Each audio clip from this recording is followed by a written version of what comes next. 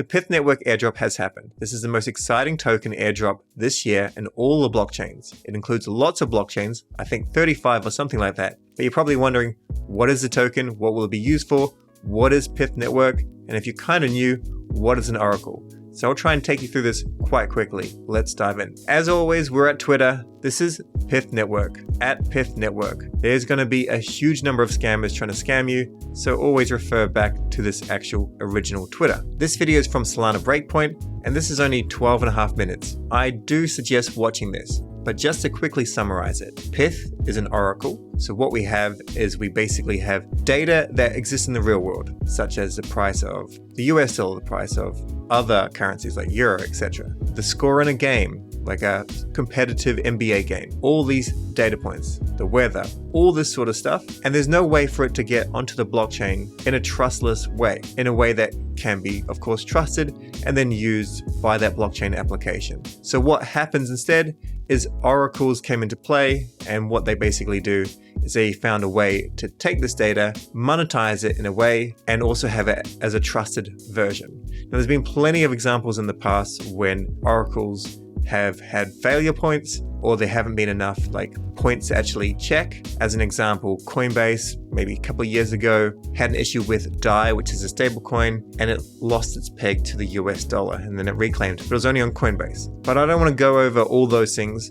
My point is, oracles are needed, but in the early days, there were issues. And one of the biggest issues was the fact that it just wasn't fast enough to get that data there. So this is where PYTH comes in. PYTH has been powering up like crazy. These are three major dApps. Solend is on Solana, Venus is on Binance Smart Chain, and Synthetics is on Ethereum, or rather it's on a Ethereum layer 2. Now Synthetics was like kind of a DeFi blue chip in the last bull run, and although I haven't played with it for quite some time, it involves pricing perps. So basically longing and shorting the market, and you're not trading the actual asset, you're trading kind of the price. So we need oracles, and we need them to be precise. Having a read of this, a good point here is, why do we need another oracle? And essentially it's speed. Now, I will happily play on Ethereum, but I can't afford the gas fees. And I'm not a Solana maxi, and I don't think you should be too. There are plenty of blockchains out there, but Solana does things quite well in terms of speed and low fees. The same thing applies with oracles. When it costs so much to get that data, is it really worth it? Sometimes it isn't. So what they do is they find another solution. So what PYTH have done is they effectively made it faster, and then they worked out a way to get onto other blockchains. And then they started to work on sourcing good pricing feeds and making sure that they were quality. As I mentioned before, the whole video earlier, it goes over all of this. But essentially, it's like the next generation. 30 years ago, you rode on this really crappy bike, and then 10 years ago, it was a pretty fast bike, and now you're riding on an e-bike. That's kind of my version of how things are leveling up. The Oracle network is actually its own SVM, so a Solana virtual machine. It started on Solana, but Solana in the early days was not stable enough. So they actually created their own network, the PYTH network, and they just recently had the Persis network upgrade. Now, I don't know a whole lot about this, and I assume it's going to be decentralized and improved in the future, but at the moment it still works better than your traditional oracles, as far as I can tell. And this is a medium deep dive. I don't have all the answers here, and it's definitely not financial advice. So I could have some things wrong here. But as far as I can tell from the research I've done, PYTH is doing as many things as they can in the current state to make sure that their oracle is actually the best. Here's Litecoin's kind of summary. PYTH is an oracle, publishes data from the outside world, lines of code that verify and connect off-chain data to the blockchain, and the token is a governance token.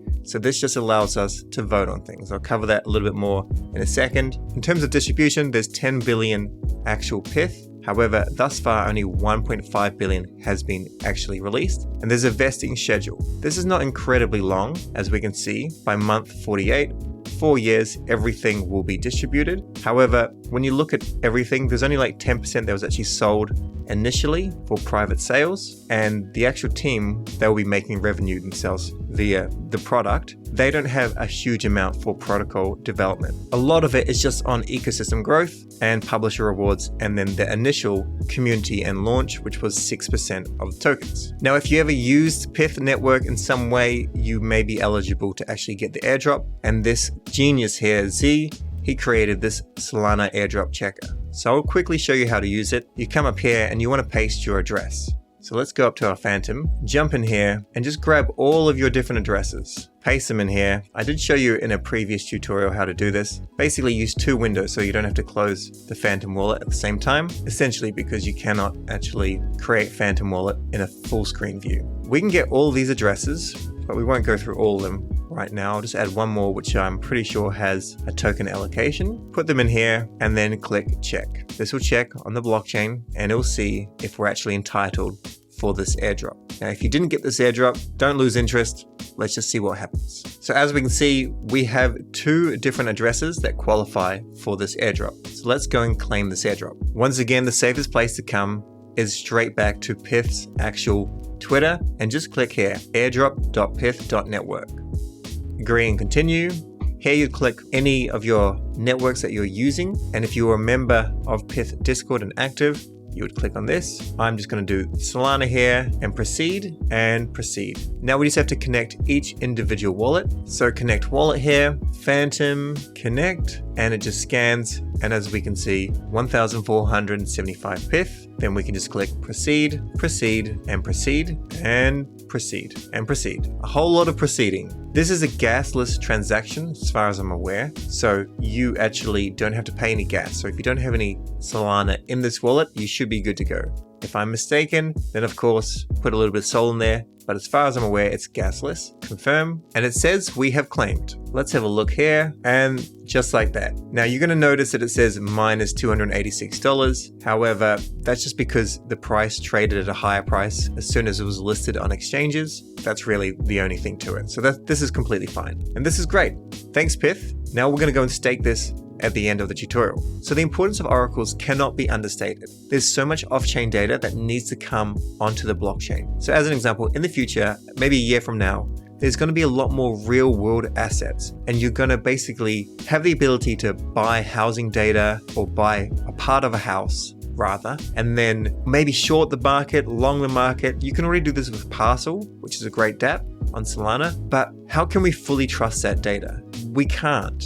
We can't completely because it doesn't go through enough verified sources. So when we've got more verified sources and we can actually see transparently what that data is, and then when it goes to an oracle like PYTH and then to the blockchain, then it's far more trustworthy. There can still be failures with the data, of course. The more trustworthy publishers that come, give the data, are rewarded in some way, the better the data will be, and the more we can trust it. But basically when it comes to oracles, there's really only one big dog, and that's Chainlink. There are other ones here, Teller and Band. I'm aware of some of these, to be honest, but Chainlink is the one that gets a lot of the attention. And Chainlink basically does everything on EVMs, so Ethereum virtual networks, in particular, or more so just Ethereum Polygon. One great thing that Chainlink has is a random number generator, so you can be sure whatever you're minting or buying or generating is completely random. Now, other oracles have this as well, but Chainlink is kind of really well known for it. The issue with Chainlink, though, is it's older technology, and although they are the first movers, they have the first movers advantage, it's a difficult system because it works with a slow network such as Ethereum. Having looked through all of these, I really don't know these ones. So really, you have to be in the top 100. You can see all of these. This is the rating of the coin on Coingecko. It's only 12. It's only Chainlink, which is actually really the competition. Now, Chainlink's market cap, and we're just going to go with the actual market cap, not the fully diluted valuation. It's $8.4 billion. It's kind of crazy, but even still, that's down 71% from its all-time high. Chainlink is very, very important, and they have 1 billion tokens. So 1 billion tokens over here, 500 million or so are there. The thing here is like 30 to 35% the team got. They did an ICO in 2017. And I don't have this data on hand, but I know just from this last cycle that Chainlink actually sells a lot of these tokens weekly or very regularly on the market. So there's always been this crazy sell pressure. However, it is probably one of the most fierce tribal groups So I will get a little bit of hate for this, but I'm just letting you know. Obviously the price did a fantastic run up. I'm not denying that. And from its all-time lows, it's pretty insane, 14 cents. However, this is a previous cycle. So a lot less liquidity in that cycle, even though this was close to the top, and off it went, but there's always been this constant sell pressure, just so you're aware. I briefly touched on the distribution of PYTH earlier, but we can see 15% now, there's 85% locked, private sales 0, and then it gets a linear release. What we have here is a little bit of a play like this. So maybe at month 6, when there's a massive unlock, we could see a significant amount of shorts coming onto the market, anticipating that some people will be taking profits. You know, all these kind of the team, the private sales, and all that sort of stuff. And that's an honest expectation. Ecosystem growth, exactly how this is going to be done is via the DAO, but 52% of all PYTH is responsible for growing the ecosystem. And then you've got all the other ones down here, which you can read if you like. At the moment, this is the PYTH network price. It kind of looks nasty when you see something's down 37% on day 1, but it's essentially because it listed at this price. Normally, there's not a lot of liquidity in these centralized exchanges. It comes up very quickly and down it goes. Maybe even bots jumped in that, rose the price up, and it was also kind of harder to get your PYTH token onto the exchange in order to sell it. It didn't have the most natural kind of market making in the first few minutes.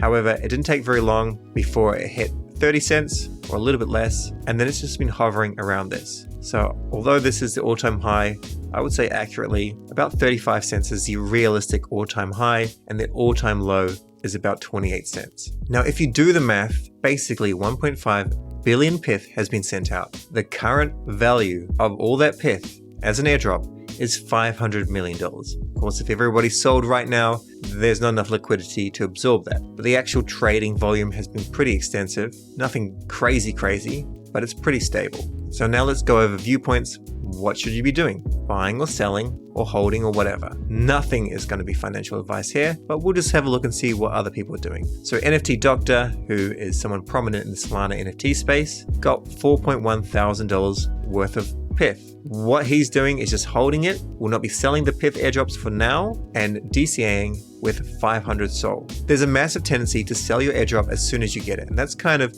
very easy to understand. It's free money, right? It's free money. Otherwise, you know, it could go down, then you lose money. But there's also the other side. What if? What if you held it? What if you held your bonk?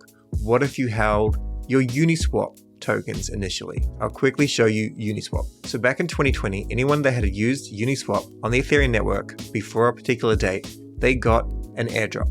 And this airdrop was 400 tokens. When this launched, it came out at like $1 or $2, something very, very low. Okay, it looks like it started. Let's have a look here. $1. It didn't take very long to come up, but a lot of people sold it at about $2 to $3. So they took those 400 uni tokens and they turned them into like $1.2 to $2,000, and they thought they were geniuses. Now, 400 tokens at $45 or thereabouts, or we can just say 400 tokens, say at $40, pretty close to the top, was $16,000. So I'm not saying you should sell it or hold it or anything, but just be aware some of these things do have upside. Now, the Uni token is very similar, in fact, to the PYTH token because it's just a governance token. So it doesn't actually get used for fees or anything like that. It's just if you hold the token, you can propose something, you can vote on something, and you can shape the future of the team and the actual protocol. So how all that works is with the PYTH DAO. Now, DAOs sometimes work, but quite often it just kind of all that responsibility rests on a few people. I would assume what's going to happen here is probably some people will be elected, they'll get a small amount of PYTH tokens for their work, and they'll try and push everything in a particular direction, and maybe once a year or so, they'll need to be re-elected. Now you can actually start staking your tokens now. I'll show you here. So the link is staking.pyth.network/staking. We'll connect our wallet, and this is my balance here. I'm just going to click max and stake. For some reason it says that we don't have enough SOL, so I'll just do a little swap here and we'll try this again. It looks like we're good to go. We'll try this again. Stake and confirm. So we needed a little bit of SOL for the staking. Now, as far as I'm aware, there's no rewards, there's no rewarding mechanism or anything like that. But now we have skin in the game. We can actually say yes or no to a proposal. We have up here governance, and this is where proposals will be. There's nothing here at the moment, of course. It's day one.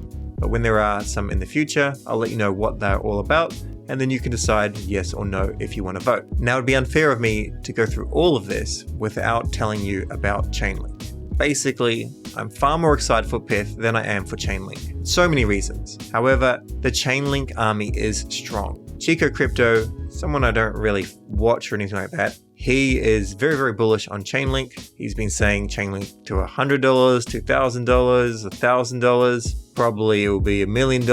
I'm just being a little bit cheeky there. But the point with Chainlink is if you want to find out what the competition is doing, have a look there. If you're interested in the DAO, trying to help the DAO, you should be aware of what Chainlink is doing so you can try and move PYTH faster than Chainlink is actually moving. And then as you jump onto Twitter, the most tribal place in the world apparently, you're going to see the Link Marines come out with full force. The Link Marines is what they call themselves, and they've got a brotherhood system here, but they'll jump onto all your tweets and they will just basically saying Chainlink, Chainlink, Chainlink, PYTH sucks, etc. I'm very excited for PYTH. I'll be staking as much and actually partaking in governance. And then as more data comes out, we'll go from there and see how this platform actually builds. So now the question, should I be buying? Should I be selling? Etc, etc. This person here, I just bought some PYTH. Did I make the right choice? Or should I have waited? Well, not financial advice. This is day one. PYTH is on 35 blockchains. I don't know how many Chainlink is on, but I do not think it's on that many. The other thing is, we want so much of the data from the real world onto the blockchain, and then we just need to work out how to kind of web 2.5 the blockchain so it's not so scary, but having that kind of convenience. Because a major thing that needs to happen this cycle is insurance for DeFi protocols, insurance against hacks. People had a good whack at it in the last cycle, but it didn't take off. If we have issues with prices going up or down too crazy, then we will lose that battle. So what we need to do is make sure that prices are accurate. So personally, I'm just going to be staking mine. I'm not going to be buying anymore at this stage because I don't have a whole lot of funds. But other than that, I'm pretty excited for PYTH. It's one of the most exciting things out there. So what are your thoughts? Thanks very much for watching. Stay curious and we'll catch you in the next video.